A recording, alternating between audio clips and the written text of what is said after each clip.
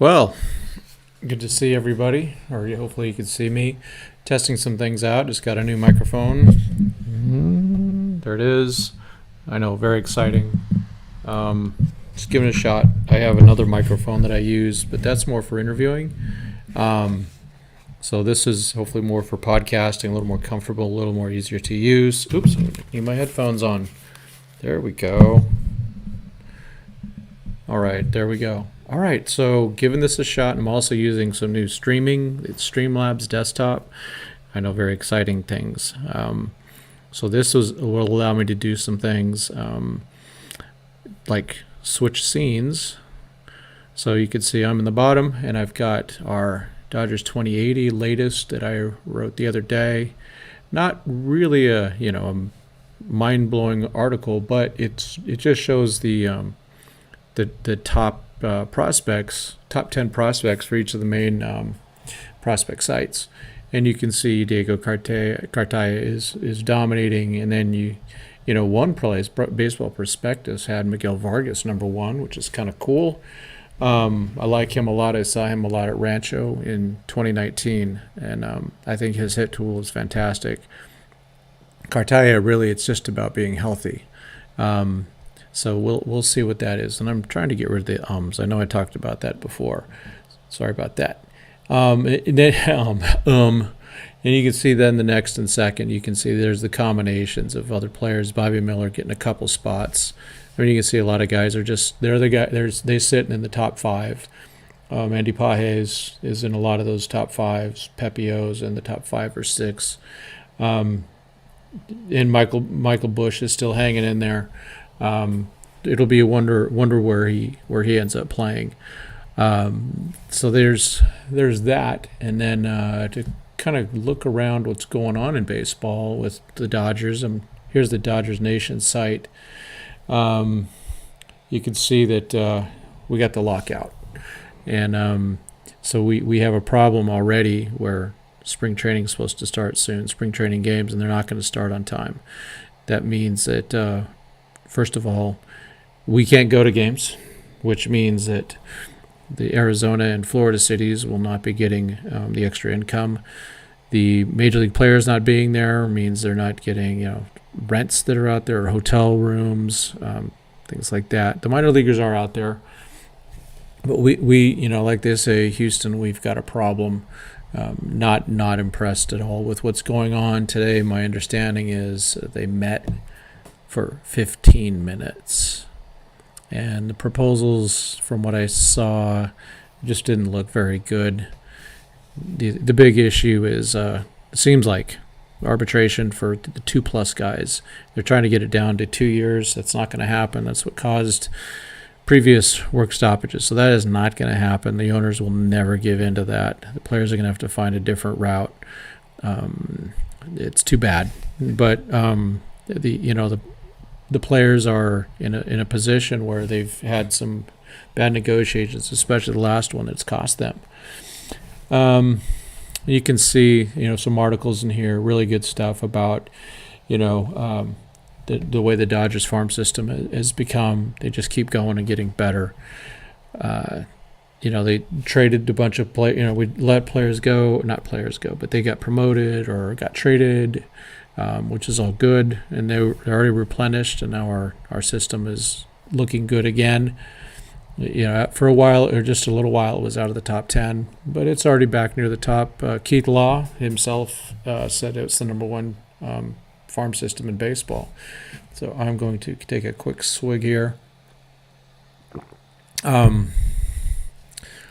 And just a bunch of articles, other content they're trying to get in there. It's tough. We're supposed to be writing about all sorts of arrivals and possible still trades and things like that. And it's really tough to write some content, but the DN guys are pounding it out as much as they can.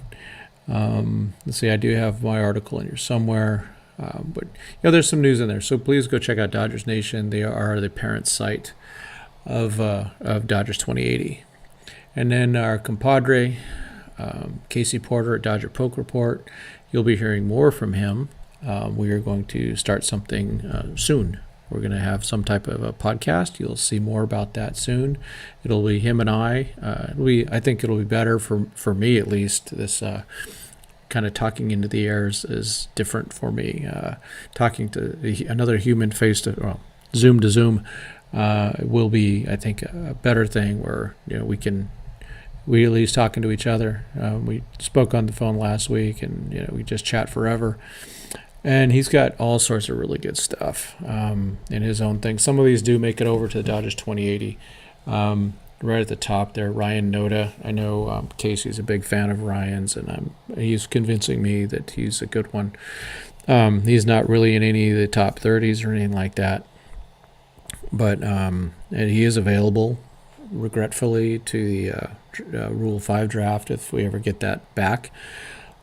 He's somebody with a lot of pop and some position versatility. Infield, he can play first base, and outfield, he's a left-handed thrower, so he's limited there, but he can still play right field, left field, and first base. Carlos Duran, that's another one. He's kind of come out of nowhere this year. I saw him pitch at Rancho. He's fun to watch. Big kid. He's a fun guy. He has a blast before his starts. He's smiling, slapping fives, and all that good stuff. He's a fun one to watch. And big kid. I think he could be a good one. Let's see, Cameron Gibbons. We've written about him a lot at 2080 at the beginning of the season. Our buddy Ryan Falla, he wrote a couple of good articles about him. Had an interview with him. We like him a lot, and we see all sorts of good players that have come through. A lot of these players I was able to see last year, and then Casey goes and picks them out and is able to see him in Oklahoma. He covers them both at Tulsa and OKC. So we have that covered. If anyone has a Great Lakes contact that would like to contribute to what we do, I'd appreciate that, because right now we've got California covered, and we've got Oklahoma covered. I guess we could definitely use someone in Arizona also. Just to kind of get round that thing out and to have a complete staff. So if anyone's interested in helping out with those things, and then it's kind of I haven't done this way before, flowing through the web pages. So there's a little Dodgers 2080 Twitter account. Little delay there. Let's see where we're at. What's going on in baseball? If there's, regretfully, there's not much, obviously, with the lockout. And right now it's not looking good. I do want to. So I know that we got other. Is there anything in here? I got a new microphone. Let's talk. That's me. Looks like not much going on. Oh, this is interesting. For you Hamilton people, Ruben Carbajal is a big Dodger fan, and he's taking his last bows at Hamilton. I think it's March 20th. I'm going to be there. I'm trying to get a hold of Ruben. I'd like to chat with him a little bit. If anyone has a contact, I've tried to DM him. I haven't heard anything back. But I'd like to do an article about his Dodger fandom and how it all ties in with his role in Hamilton. I saw him quite a few times in 2017 when they were in LA back then. We can see, again, not much going on, just a lot of filler. One thing I want to do, I don't know if any of you did this, but I was a sucker for the Dodgers home thing. And I'm going to show you, we've got 2 packages so far. We're supposed to get 3 or 4 by now, with all sorts of great content. And the content's not bad, but it's kind of redundant. But yeah, you can see some of the things we got. Here's from the first box. Let me switch scenes here so you can see where I'm at here. It's camera only. Come on. There we go. So you can see, here's the box. Very exciting, I know.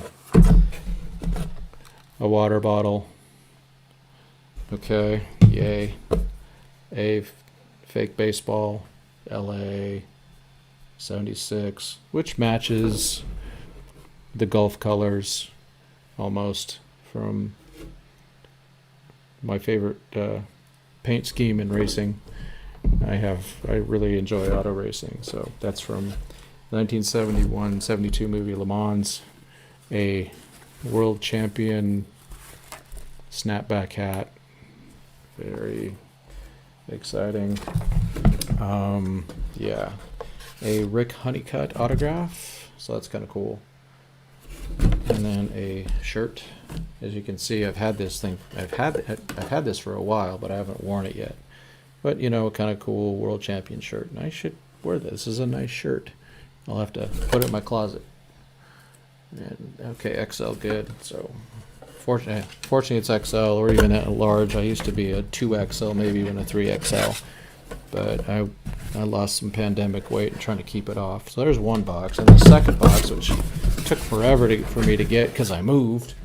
So I got this just finally last month. This jogging phone holder, I haven't even tried it.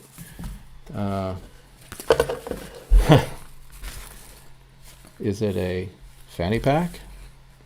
Is it a satchel? Or is it a puss? As we hear in a Hangover. I don't know. Whatever. It's probably not going to be used by me. Some socks. Okay. Not too bad. These aren't as good as the actual ones you can get. That like the players wear. I was able to find a pair of those for my son, and another shirt. Little pockets, interesting thing with little front pockets. So there's that. Yeah, some other card that I never noticed. 10% off all products of Therabody. So get that QR code. So there's those things. Paid a lot of money for the Dodgers at home.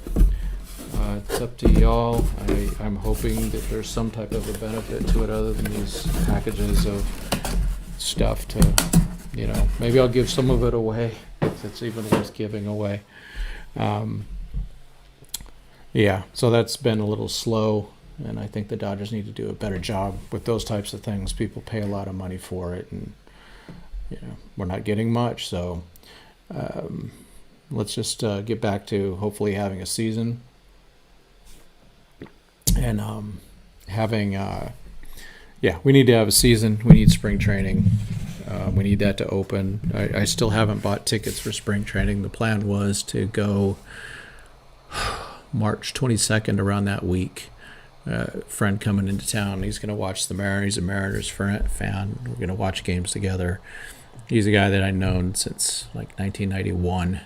We played baseball together on a mission trip to Mexico with our church way back in the day, and that's how we met. So we've stayed touch off and on for the years. And then that's when I was hoping to go. I was hoping to see some people there.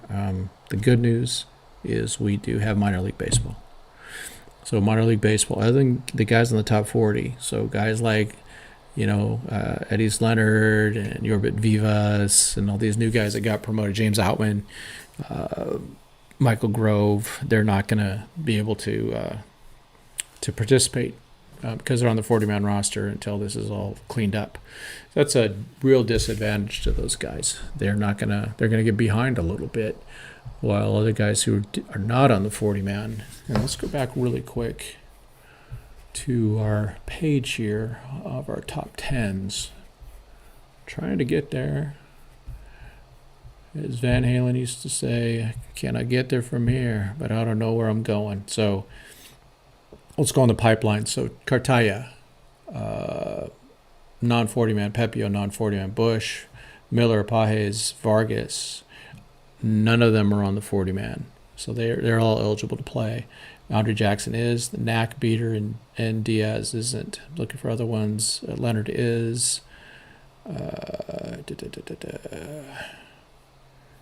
Yeah. So those are so just a few of the top guys are on the 40-man.